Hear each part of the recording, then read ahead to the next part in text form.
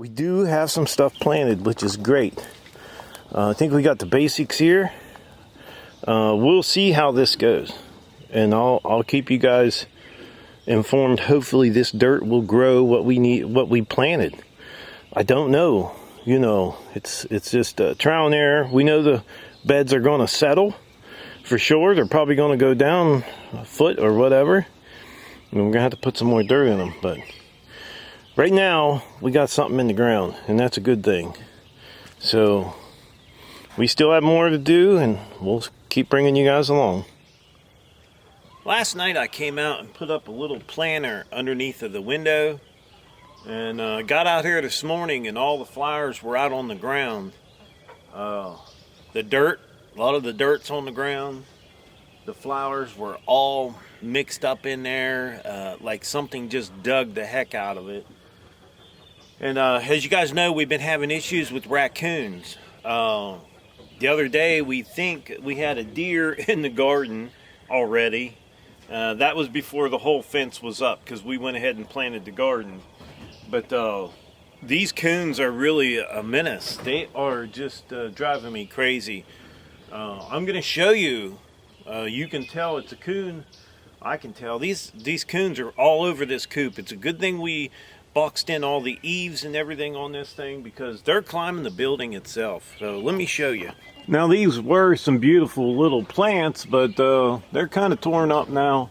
They had the coons have got the dirt all over the place, and hopefully they'll be okay. But if you look up on the window, see if I can get, you can see the paw prints on the window. So they have been on top of there, looking through that window, trying to get in there to get my chickens. Yeah, we're gonna have to do something pretty soon about the raccoons. We got to get rid of the raccoons. They're gonna end up killing my chickens for sure. You can see the dirt on the ground. You can see all the dirt. They got a pile of dirt there and a pile of dirt there. That come out of that planter up there. So it's horrible. I see they were digging out here too.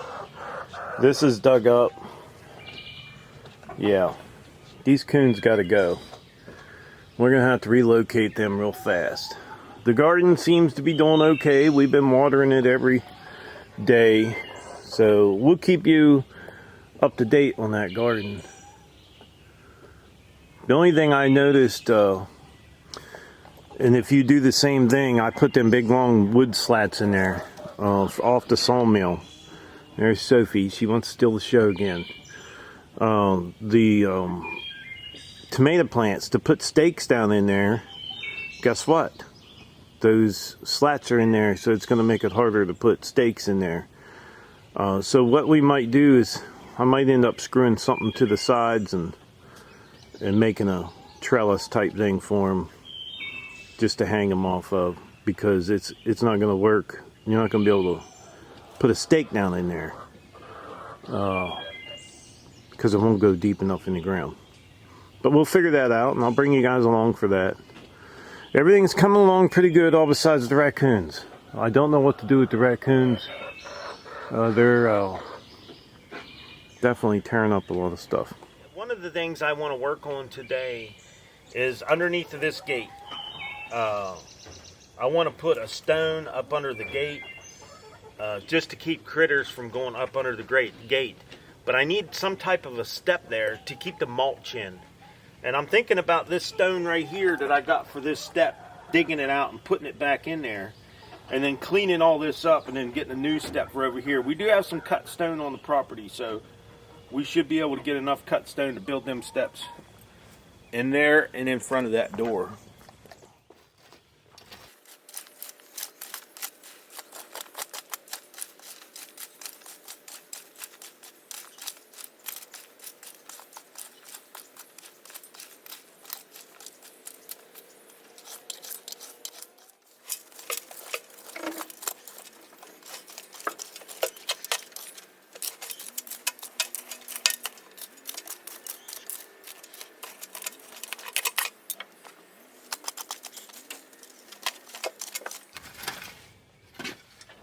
Okay, we got all the ground cleaned up in the front here, and we dug this stone out and put it back in there. Now that's going to help hold the mulch up there, but also no critters should be able to get in here in between this gate, hopefully.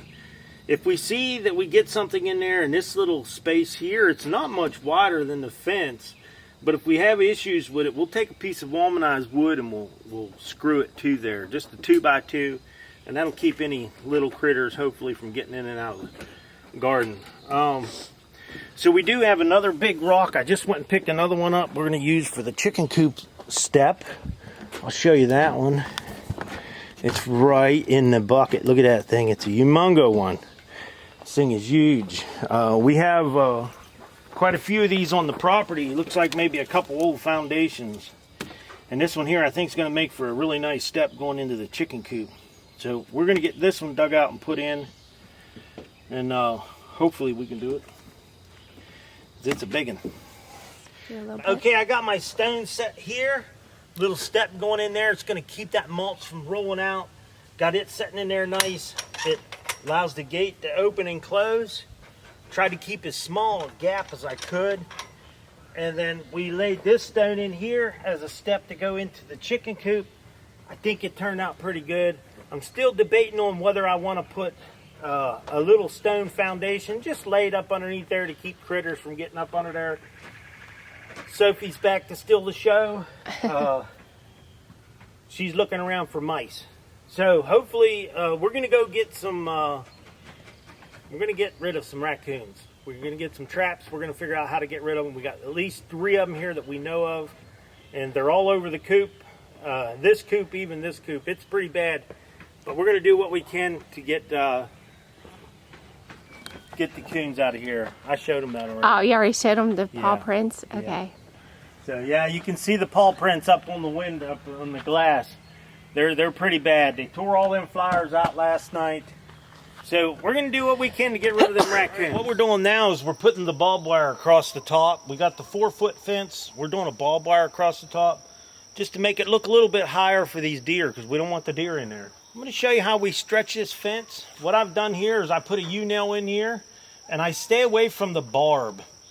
Okay, when you're using these little U-nails, they could be the biggest pain in the butt you ever put in because one of them normally is just a little bit longer than the other. And this is how I put a U-nail in. What I'll do is I'll tap it a little bit. What I'm trying to do is to get them straightened up with each other. And then when I put my fence up, I like to measure it and I like to make sure everything's put the same. So I got these pair of pliers right here and I'm just using the center of this to mark where I want my fence to go, my wire. And I'll take the one that I bent, I'll stick it up here and we'll get started beating this in and we'll probably smash our fingers 3 or 4 times before we get it in. Or it'll pop out. These locust posts are hard. You kind of grip onto it. Once you get it started, hopefully it don't fling out there. But there it goes.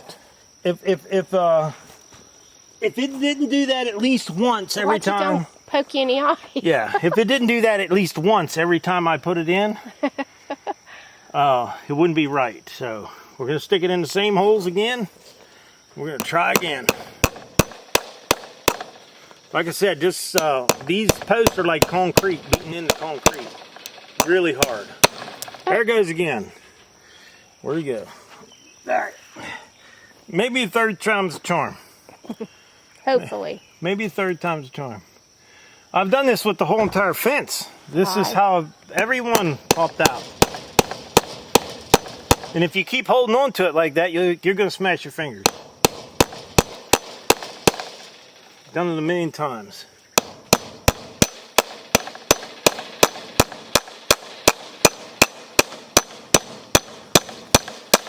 Yeah, I think you got it that time. Yeah. 3rd time was the charm. 3rd time was the charm. But that's how I put them in.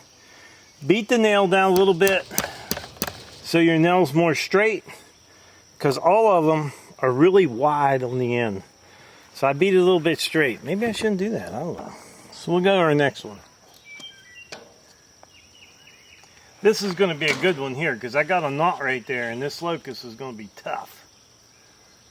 So I already beat this one flat, so we'll use this one. Now when I put that nail in there, I want to keep it away from that barb right there because we want to stretch this fence. So we're going to put it a couple inches away. But yeah, I did it with that one. That was okay. Oh, maybe we'll get lucky. No, we won't. Maybe. I think it might be going in.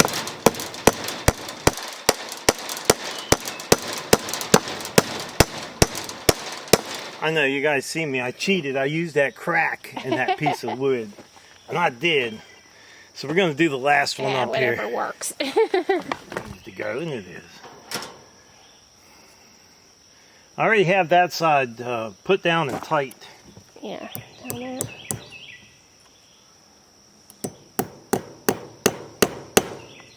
Hold my fence pliers, please. Mm-hmm.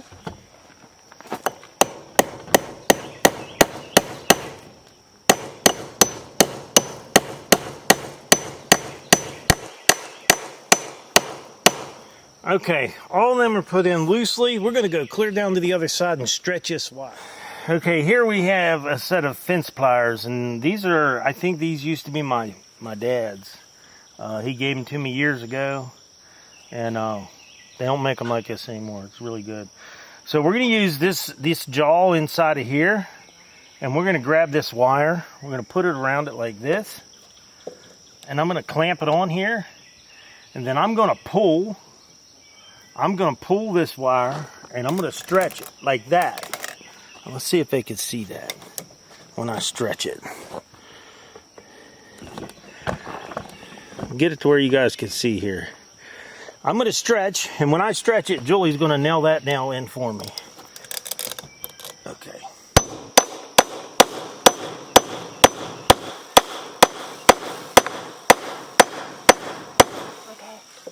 Now what she did is she buried that nail as deep as she could get in that wood, and that's exactly what I wanted. More if you want. So what we're going to do is we're going to finish going right up through there. Look how nice and tight that wire is. That's so tight. Even the fence. I did the fence the same exact way. Clamp it on with them fence pliers and just tighten it as tight as you can get it. So I'm going to go up through there and nail all this down. Then all we got to do is that side right there.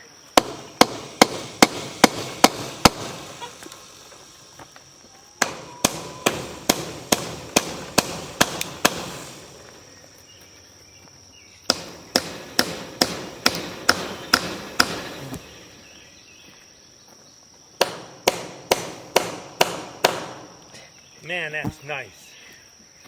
Yeah, as you see, your fence goes in the contour of the ground. Yeah. You wouldn't want to put your fence up and down. You don't want your fence straight. You want it to go with the contour of the ground so it keeps its height the whole way around. If it was in contour with the ground and you just went straight across, you'd have a 3-foot fence here and a 4-foot over here and a 4-foot over there. We don't want that. We want it to go with the contour of the ground.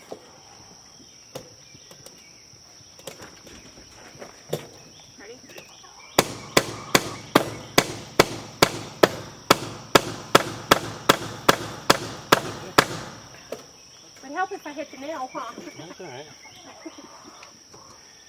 Yeah, cut that back a little bit so nobody gets caught on it.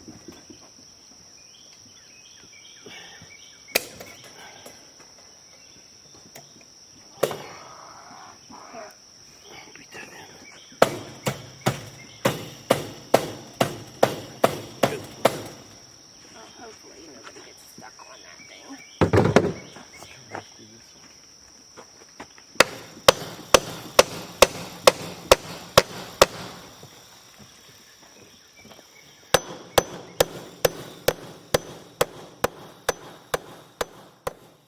Okay, we got all the barbed wire across the top of it. I think it looks pretty good. And you know, it's just to make it appear that the fence is a little taller for them deer, maybe deter them from jumping over it. This little spot right here is looking pretty good. We got the steps in there, and I'm thinking maybe, just maybe, I don't know. What do you guys think? We built a trellis walkway through here to put grapes on. That's what I thought. Maybe it's some type of trellis. I think I could cut all the wood on the sawmill. I think it'd look pretty cool. Then you'd walk through that trellis to get to your chicken coop and your garden area. It's a thought. I'm always trying to get into something. But I think a trellis would look pretty cool. Now, the little flower box I built for the outside of the window of the chicken coop has just a little liner in it. You can see the liner right here. And then the bottom, I didn't put a bottom in it. I did, but I didn't. I put wire in there, and I drilled some holes in that pot so it don't hold all the water. And as you can see, I just watered it. But that wire being in there will keep the bottom from rotting out on it. Any water that goes down through there just going to come right out the bottom through the wire. Everything's looking good here at the homestead. Still a lot more work to do, but we'll get her done.